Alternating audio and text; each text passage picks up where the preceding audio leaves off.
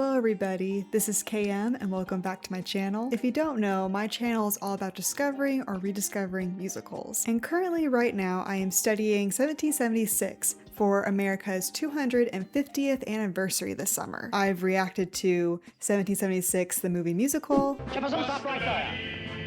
Buster Phillips. And from there, I did some more deep dive research into the history. I think I want to. What is it? No. Oh my gosh. I am, sir, yours truly, George Washington. Who is that? Oh, it's Alexander Hamilton. Oh! We keep forgetting who Hamilton is here.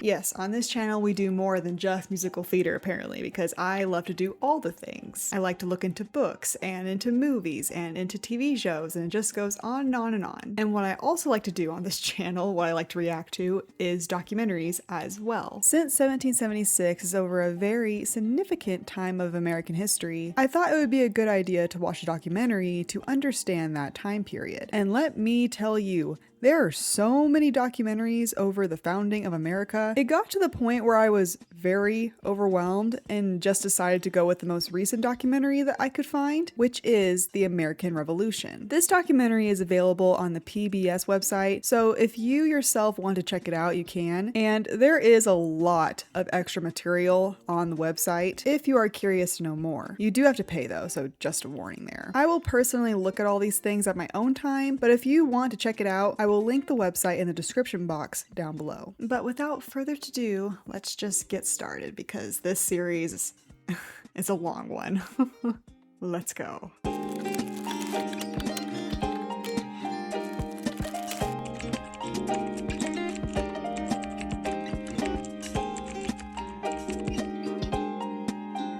Episode 1, In Order to Be Free. The celebrated scientist and writer Benjamin Franklin proposed that the British colonies form a similar union. He printed a cartoon of a snake. Hey, there's that snake. I remember that snake. A few weeks later at Albany, New York, Franklin and other delegates from 7 colonies agreed to his plan of union. Huh, so he was the one that started all that. 20 years later, Join or Die would be a rallying cry in the most consequential revolution in history. 20 years? Golly, that's a long time. It was also a savage civil war that pitted brother against brother, neighbor against neighbor, American against American. Because some Americans were okay with being a part of the British government while others wanted independence.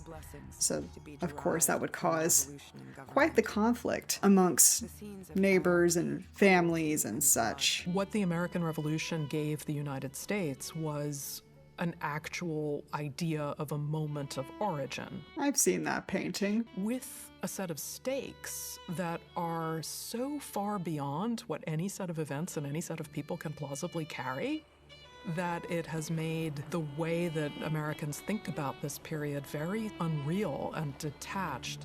That's true because, man, a lot of things that I hear, even just this summer doing a lot of my own research off camera, so many of the things that I've looked into, it's like, wow, these men did something so just insane. It's almost unbelievable, but it did happen. In 1754, to solidify Britain's claim, the Royal Colony of Virginia dispatched militia.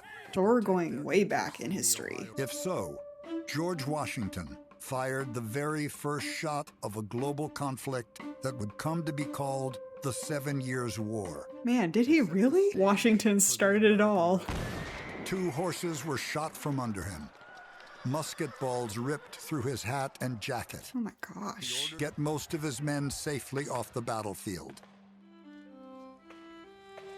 Washington learned 2 valuable lessons. Man, he got lucky. And there was no shame in retreating if you could live to fight another day. That is true. And returned to his plantation at Mount Vernon, filled with resentment at how the British had treated him. Huh. So everything with Washington started very, very early on in his life. When Washington is told that he didn't get a commission, he doesn't think that means he's inferior. He thinks that means the British are really stupid. There can be no sufficient reason given Yeah. when we who spend our blood and treasure. I mean, obviously he gave a lot. He put a lot into his service. So yeah, it seems a bit stupid that that the British wouldn't acknowledge that. But it's a little bit like the Greek myths. Never wish for something too much because you might get what you wished for. The British in North America have been hoping and praying for the defeat of the French for 80 years. And now they're victorious. Church bells are ringing. This is the moment we've all hoped for. And then it all begins to go to hell in a handbasket. So the Americans and the British had a common enemy, which was France. But then once France was out of the picture, then they started fighting each other, I guess. Then when you get to a place like Jamaica or Barbados, where 90% of the population is enslaved, then you're really talking. That's 90s, what? That's where the Royal Navy warships are. That's a huge percentage. If there is a country in the world where concord, according to common calculation, would be least expected, it is America. So they needed to work together in order to create a good economy. For Americans, land and liberty are completely intertwined. That is very true. To this day, land is so important to people. And so in 1763, a royal proclamation declared all the territory beyond the Appalachians off limits to settlement or speculation.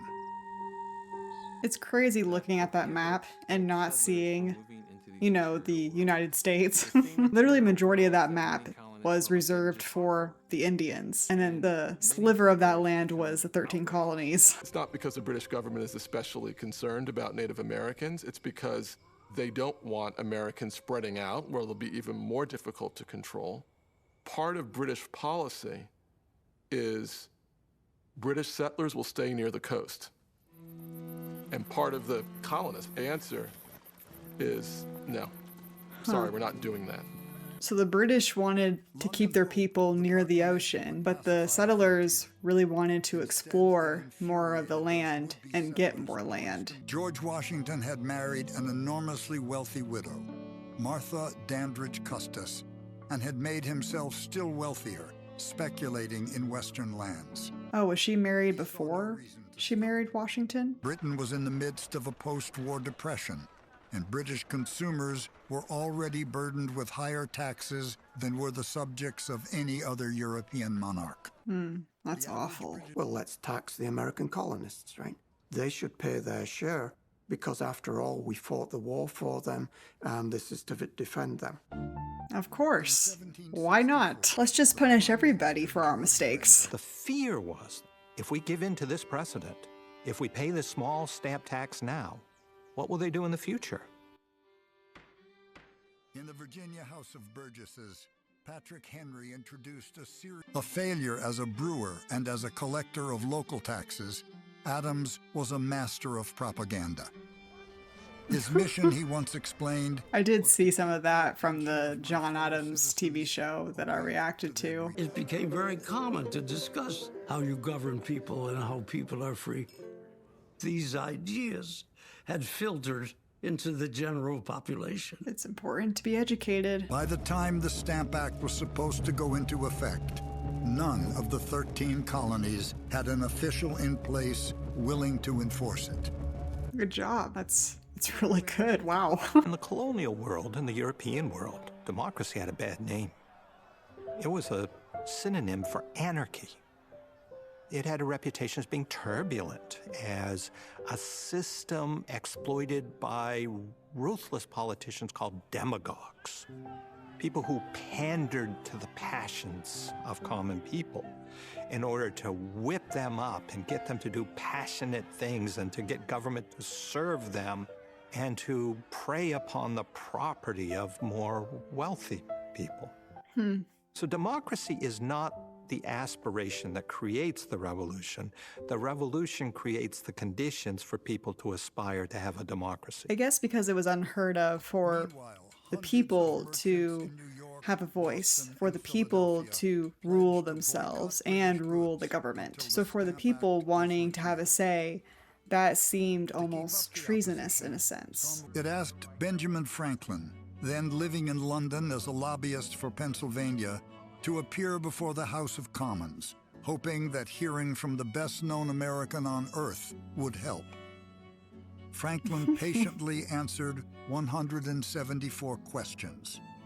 What? My gosh, that must have been a long day. It's amazing how people like Benjamin Franklin, I mean, they were there from the very beginning of this whole revolution. Even before it, they've established themselves in society as this huge political figure that had a lot of influence with the people around them. And because they gained that kind of influence in the beginning, before the revolution, by the time the revolution did happen, they were put into positions of power, in a sense, of influence, to really stir the pot.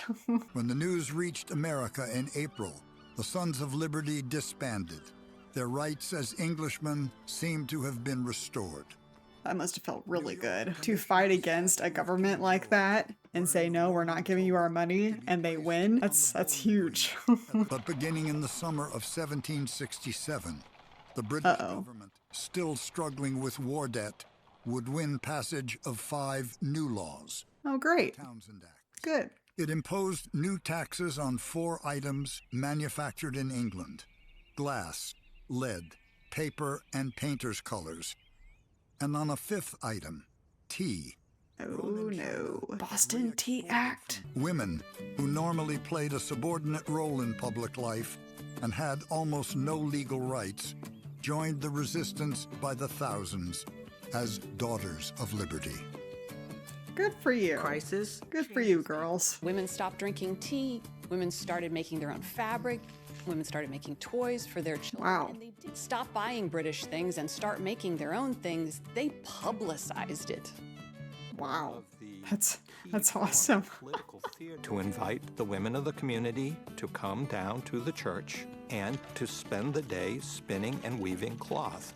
And it would be a competition to see which community could produce the most homespun. It would be published in the newspaper. The women are like, heck with you guys, I'm gonna make my own clothes. The political philosopher and historian Mercy Otis Warren would publish plays and poems that satirized royal officials with names like Judge Meagher and Sir Spendall. No woman played a more important role in promoting resistance. Creating art, like plays, for example, can really inspire the public to do something.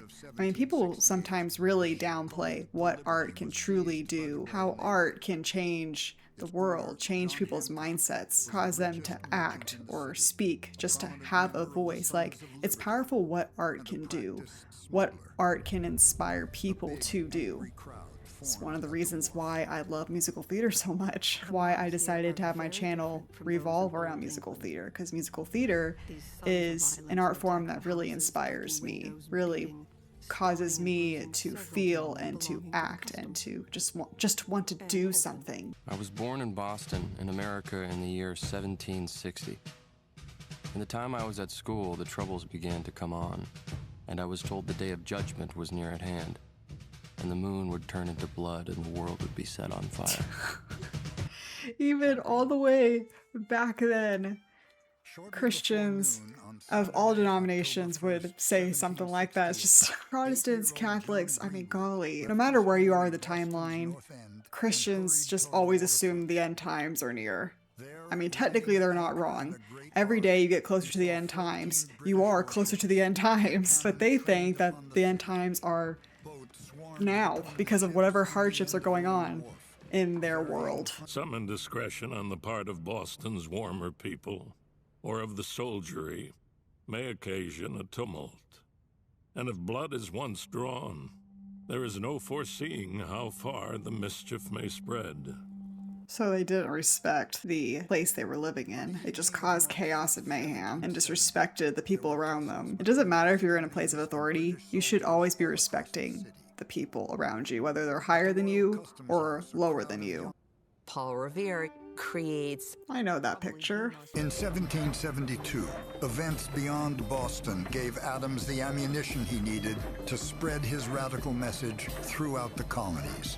Yeah, that's true. He saw that situation and ran with it. Let not the iron hand of tyranny ravish our laws and seize the badge of freedom. Is it not high time for the people of this country explicitly to declare whether they will be freemen or slaves? Samuel Adams.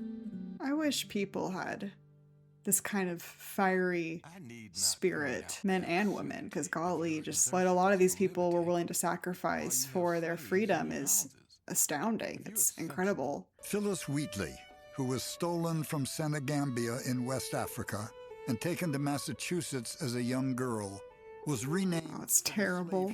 In Boston, the Wheatleys saw to her education, and as a teenager, still enslaved, her poems on various subjects, religious and moral, won favor on both sides of the Atlantic. Good for her.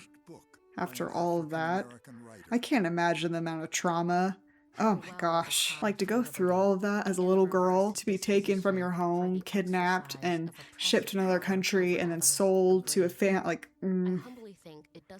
awful. Nightmare. Just an absolute nightmare. Part of what happens in the years before the American War is that liberties are kind of broken out of a national context. These are not English liberties. These are transcendent liberties. These are liberties that all individuals have by the nature of being human. It's crazy to think that one human could own another and treat them that poorly, and like, it's awful. Like, why? How could someone think that way? How can someone think it's okay to own someone else and force them to do egregious things? It's just, I can't even fathom to have that kind of just think that's okay. Like, ugh. John Adams wrote that immediate resistance was necessary because of its attack upon a fundamental principle of the British Constitution. No American had consented to the tea tax. Therefore, no American need pay it. Government-appointed tea agents were to be persuaded. All crudely disguised as Native Americans, climbed into boats and headed for the ships. They dress like Indians, kinda. It's an expression of what it is to be American. By being an Indian? Part of this continent, and you're drawing a really bright line between yourself and the mother country. I guess that makes sense. This is an assault on the property of the East India Company, and it's an assault upon the pride and the power of Parliament. So it's a very big deal. Protesting taxes is one thing, destroying private property is a whole nother thing. They crossed a line. In Manhattan, the king had grown so unpopular in some quarters that royal officials thought it prudent to surround his statue with an iron fence. A law warning of the dire consequences for anyone who dared deface the statue did not. I guess some things never change. Humans destroying statues and whatnot. When George Hughes, who had helped dump the tea into Boston Harbor, tried to intervene, Malcolm knocked him unconscious with his cane. Malcolm was hauled from his house. He was stripped, nearly naked. Hot tar was poured over him, scalding his flesh. Oh my gosh. Tarring and feathering is something that has come down to us as an almost kind of comical thing, because you see these people with chicken feathers on them. It's not comical at all. It would be 8 weeks before he was able to leave his bed. I'm sure. Golly. I don't know how you can recover from something like that. To British colonists, the Quebec Act was another slap in the face. The British government is looking more and more with each of these acts like the problem instead of the protector that it's supposed to be. Because the British government keeps pushing and pushing and pushing, they feel more like a threat than anything else to the American people. And if they feel like a threat, then why would anybody want them around? The delegates met in the newly constructed Carpenter's Hall, hoping to develop a common means of resistance while still somehow remaining within the empire. It would not be easy. Adjacent colonies quarreled over borders. Small ones feared domination by large ones. and half the delegates were lawyers, fond of arguing. They definitely were fond of arguing. What better way to figure out America's independence but bring a bunch of lawyers together to debate and argue? It's crazy that even though they're all from the same country in a sense, all their backgrounds are so vastly different from each other. Like, there's a lot of diversity when it comes to their backgrounds, their personalities, their beliefs and values. Like, there's a lot of diversity when it comes to character and thinking. So no wonder people thought they wouldn't get anything done, because they were all so different. They all thought so differently from each other. To be a loyalist didn't mean that you were evil. It just meant that you felt a great sense of loyalty to the country that had made the prosperity that was the American colonies at this point possible. The loyalists are essentially the conservatives. They're the people who believe in law and order. They don't like mobs. They don't like committees telling them what to do. They don't see King George III as a tyrant. They're not bad guys. They just have a different point of view on their king, on their government, on the country that helped America become America. It's why I say in past videos that I don't believe these men were good or bad, is because of that. It's because they just genuinely have such different points of view, and who are you to say if they are wrong for thinking that way? They have a legitimate reason why they think that way. Late on the evening of April 18th, 1775, 700... The British are coming. American rebel leaders send warning. Two men, William Dawes and a silversmith named Paul Revere, are sent in different routes to alert Samuel Adams and others in Lexington that the British, in fact, are coming. I was right. It's funny watching this miniseries and just having to try to piece together the information that I do know, because I only remember just small events from way back in history classes. So it's fun to watch this and to figure out, okay, when does this event happen? When does this event happen? Is this event coming up soon? Just trying to figure that out as the show's going on is fun. The fact that the British have fired on their own people, which is how it's viewed by the Americans, causes an outrage that takes it to a new level in terms of resistance, a feeling that they're killing us. They felt very, very betrayed. Suddenly, without orders, a redcoat fired his musket. The front line of British troops followed with a ragged volley. Is this the shot that was heard around the world? The retreat from Concord was a truly horrifying event for many British soldiers. It would have been a fairly traumatic experience, to put it mildly, to be shot. A fairly traumatic experience. That's understated, I'm sure. 95 Americans had been hit over the course of the day, 49 of them fatally. Family members moved along the road looking for missing sons and brothers and fathers. It's so sad. It's not a true siege because they've got passage in and out of Boston Harbor. They can bring in supplies, they can bring in reinforcements as need be, but they can't get outside of Boston proper. So the British Empire by water. They have nowhere to go. It's interesting to watch this documentary episode and connect it to the John Adams TV show, because the first episode of John Adams goes over this exact event. It's terrifying to be a civilian in Boston, regardless of your political affiliation. Especially women and children are just looking for any way out. Yeah, I can't even imagine. If I was in that position, I would be figuring out how to get myself and my loved ones out of there as fast as possible. Like, you're literally in the middle of a war, essentially. Anything could happen. Any shots can be fired at any moment in time. Like, the amount of stress that you could be under, I mean, golly. God give them wisdom and integrity sufficient to the great cause in which they are engaged. Abigail Adams.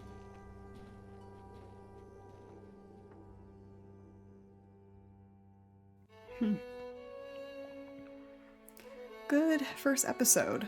I do like it that so far everything seems to be factual. There doesn't seem to be any kind of opinion or agenda or anything like that in this documentary.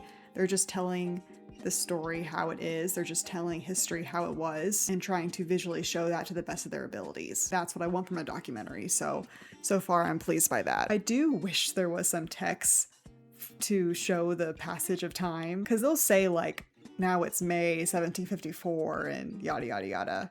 But maybe I accidentally mishear that, and so then I'm like, wait, what year are we in? What month are we on? Like, so I wish there was some text to go along with this series, but first episode, pretty good. On to the next one.